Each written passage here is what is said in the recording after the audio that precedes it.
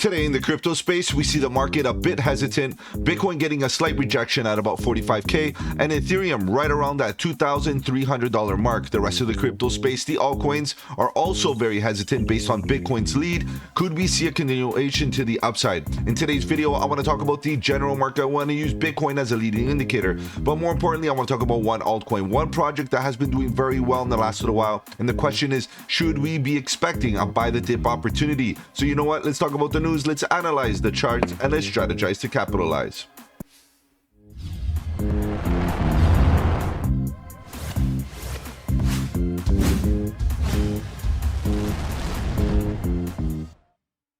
Welcome to the channel. My name is Mike, and let's get right into it, guys. If you're new to the channel, welcome.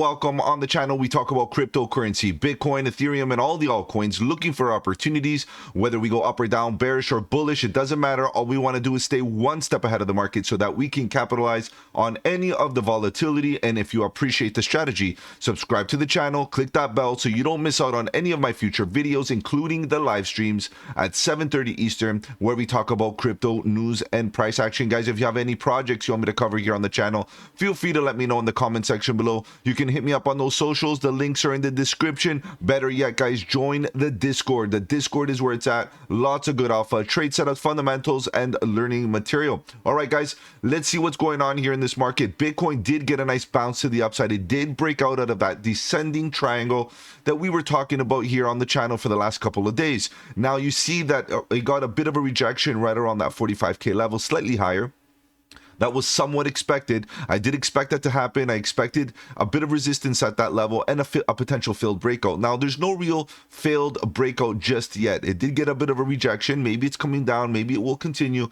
But ultimately, Bitcoin right now is giving a lot of signals to the rest of the market. Maybe we'll see Bitcoin get into that distribution phase very soon, and we'll see some of these altcoins take full advantage of that. We'll take a look at Bitcoin's chart in a second. We'll look over the market, the top 100, just to get a sense of what this market is up to, and then we'll jump into the project of today, and of course that is Crust. Crust is a really interesting project, given the fact that, you know, it is a decentralized file storage system, you know, and we've been seeing Filecoin doing very well in the last couple of days. And of course, we're going to be looking at lower cap altcoins that have similar or better value propositions to some of the heavyweights. Now, Filecoin is great. We know that. Filecoin is awesome. However, there are smaller projects trying to steal that market cap and catch up to Filecoin, and Crust is definitely one of them. So we're going to be looking at Crust today, obviously, and starting to look at, you know, creating a plan, whether it's going to come down further, or are we going to come down for a dip, or are we going to go up and maybe,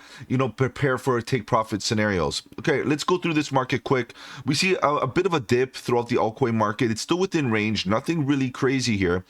We did run up a little bit yesterday, and then all of a sudden we start to get a bit of a dip, and it's all because of Bitcoin. Bitcoin ran up. The altcoins, when Bitcoin runs, the altcoins either go sideways or they might just dip a little bit.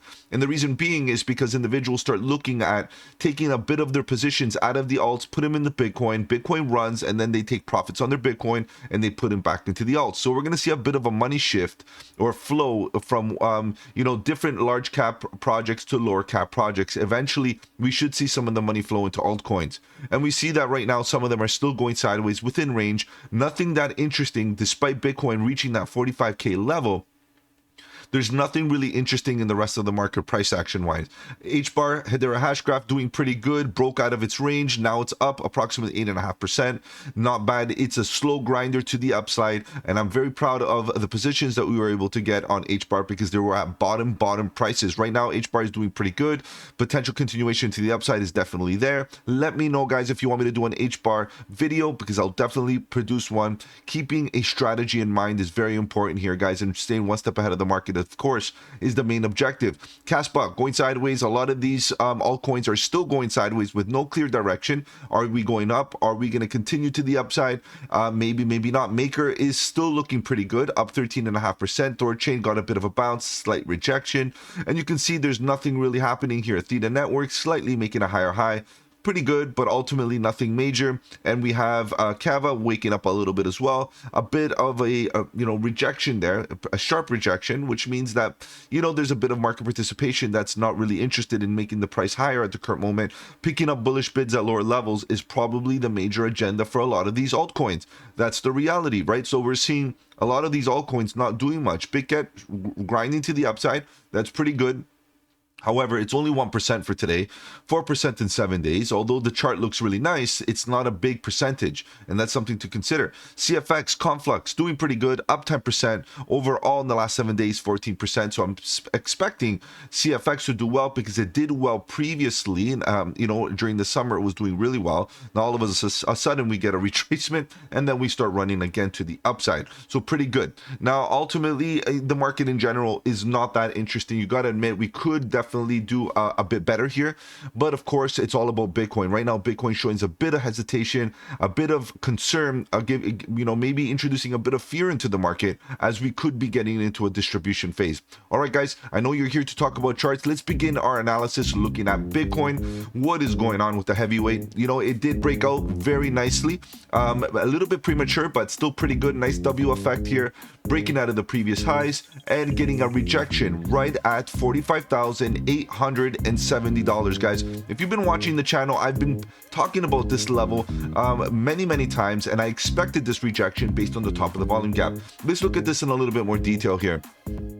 Volume gaps really do help, and especially when they're clear and well defined. And you can see that ultimately the market did want to get a rejection here. It did follow through to that rejection, 45,800. That's exactly what I expected. Now, what I'm curious is seeing is if we start rolling over here. The bearish divergence on the daily is still intact. Class A bearish divergence as we speak, given the fact that we actually even made a higher high on this pop to the upside, while the momentum is nowhere even near the previous high, right? Like right here, and even this, right? To be honest, like really, it's contending with this previous pump, momentum-wise. So at this current moment, it is very possible that we see the price maybe go up a little bit higher, maybe get up to about 48.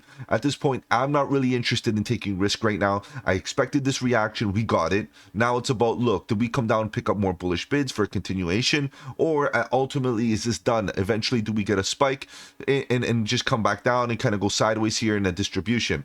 Either way, I'm not willing to find out, in the sense that I'm not willing to get into any trades on Bitcoin. I'm going to be looking at altcoins. Why? Because if Bitcoin does get into that distribution, like I've been mentioning in the last little while, we could expect altcoins take full advantage of the boring price action that Bitcoin is going to have during a distribution, and eventually see the volatility in the altcoins, and we may get that altcoin season.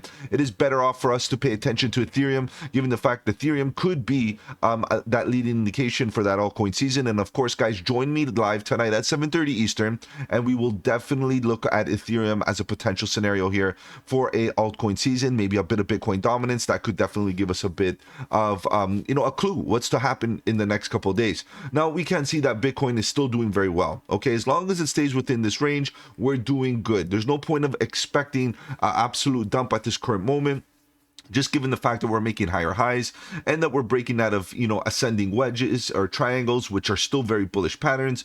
Despite even the fact that we're getting a bearish divergence, we have to understand that there could be multiple drives of this divergence over time, and we should be looking for horizontal resistance. Guys, we are at horizontal resistance. That's one of the reasons why I am not really that interested in getting to a fresh long. Now, if you look at the reason why I think it's horizontal resistance, we got a lot of supply and demand in the zone to act as that resistance, and the next level is at about 51,800, and obviously we could get to that level, but I'm not willing to take the chance. I'm moving Bitcoin to this level.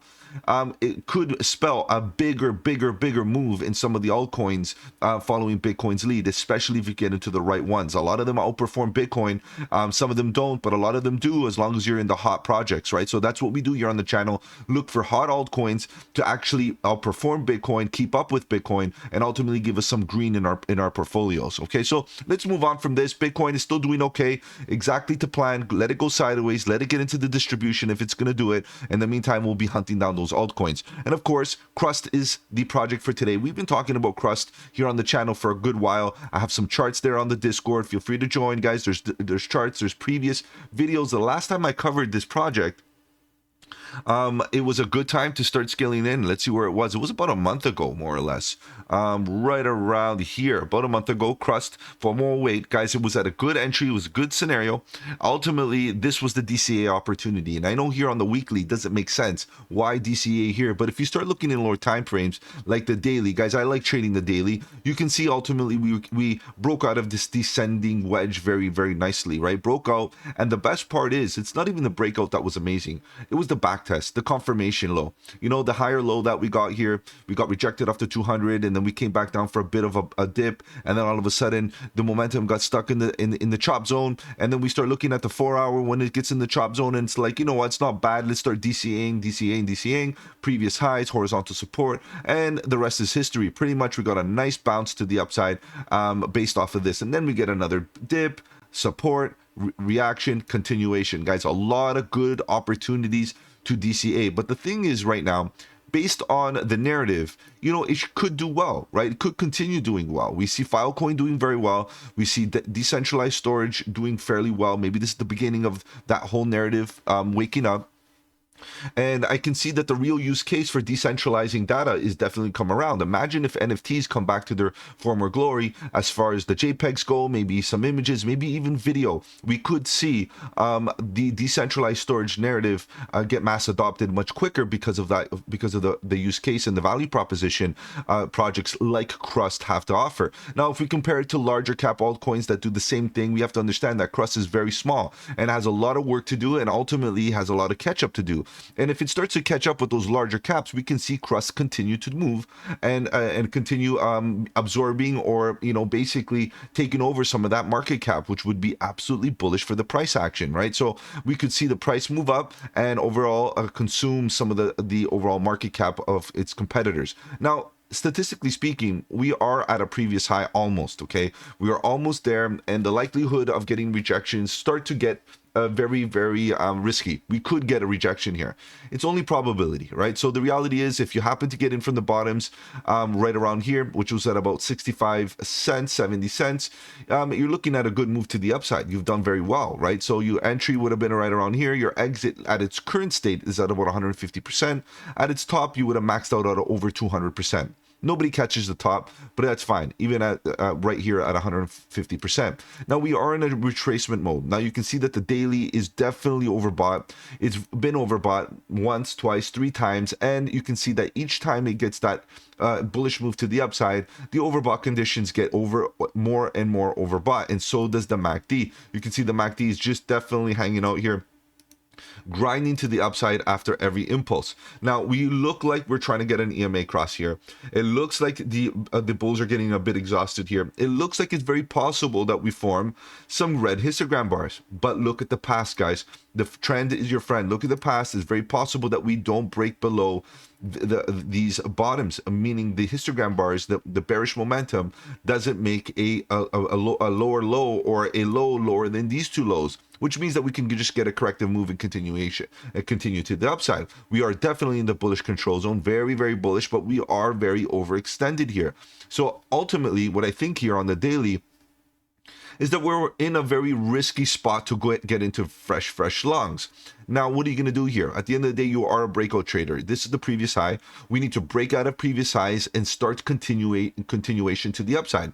If we don't and we get a rejection here, it's not looking good, but there's no real indication that the momentum is actually basically losing its strength. We have a lot of volume into this move. You can see that right here. It's likely maybe we get a bit of a pullback hitting about 1.5, $1.50, which would be absolutely normal and healthy and acceptable, given the fact that we do have a bit of a volume gap right here that we could hold up, and ultimately as low as $1.17, $1.20 is very possible. But as soon as you introduce a bit more price action, you could see that really the real support level is at about $1.50. Okay, so this is something that we got to really understand, is that retracements and dips generally are meant to be bought, right? So the daily right now is very overbought. We could retrace and get another impulsive move, but you're asking for a bit of trouble, because it could retrace and come down much lower. The reality is the majority of the support is all the way down to about 88 cents. So what would I do here? This is a difficult one, because I've seen Crust do a lot of good things, and there's a lot of people talking about Crust in the last little while.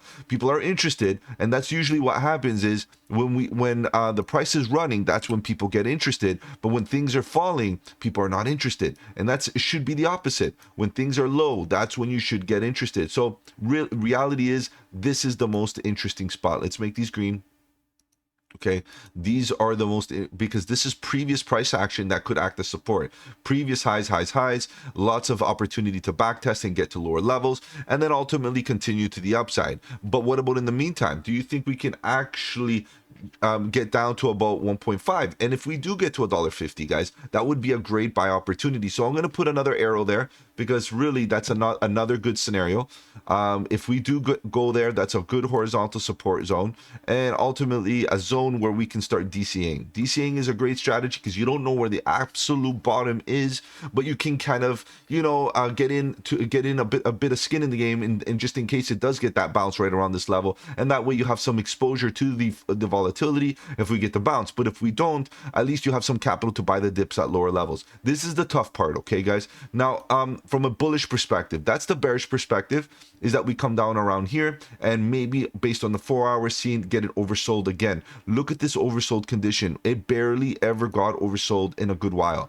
So it's likely that we kind of hang out here and continue kind of rounding off here and eventually rolling over, right? We're lifting off. We might hang around here for a little bit more momentum wise, and then eventually start you know, coming down again. And you can see that the volume profile, the RSI goes down, goes up, goes down, goes up in waves, and this is basically what's happening. We're on an upturn on this wave, and eventually should get exhausted and come back down. We might be a little bit early for it, so expect maybe a double top here, some sort of consolidation, and that's what I would really like to see Crust do, is consolidate. So what I mean here is get a bit of a bounce, do one of these, whatever it is that it performs, and we can basically see something where we can see some bottoms. As soon as we see some bottoms, we can definitely come up with a plan. The plan would be is to put a stop loss underneath the lows of the bottoms, accumulate within the range, and then hope for a pop to the upside and put yourself at least at break even once it does move. Because ultimately we could definitely get into a zone where we start breaking to the upside. And what would that look like? From an extension level perspective, using Fibonacci extensions, I really do want to see this price get to about $3. That would be epic to see it hit the 1.27 extension. And ultimately the 3.618 extension is also a really good target.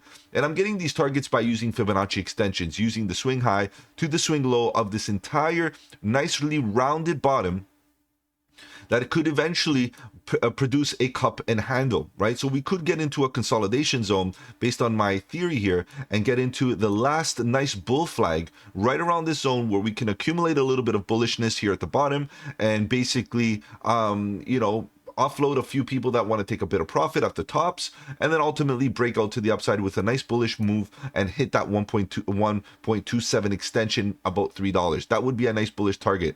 But the thing is, right now it's the overbought conditions on the daily that are bothering me. So the best strategy to do is to, number one, wait for consolidation here. If we consolidate, the plan has to change. We could get in from a great risk to reward ratio opportunity, putting a stop loss underneath this yellow line. If there is no consolidation and we start rolling over quickly, it's very possible, based on Bitcoin's lead or other factors, we start looking for horizontal support, and we can look at it and look at the momentum for those scenarios. I would be looking at $1.50 first, waiting for oversold conditions on the daily, most likely not. On the 4-hour, maybe likely, and start looking for bullish divergence. If we come down even further, it's likely that we see the daily fully oversold at that point, down to oversold conditions, and then we could start DCing at about $1. For me, this might be the zone where to take the maximum amount of risk is at the full retracements down to these levels, guys, and that would still be a higher low if we came all the way down here. I'm not talking bearish, I'm just being real.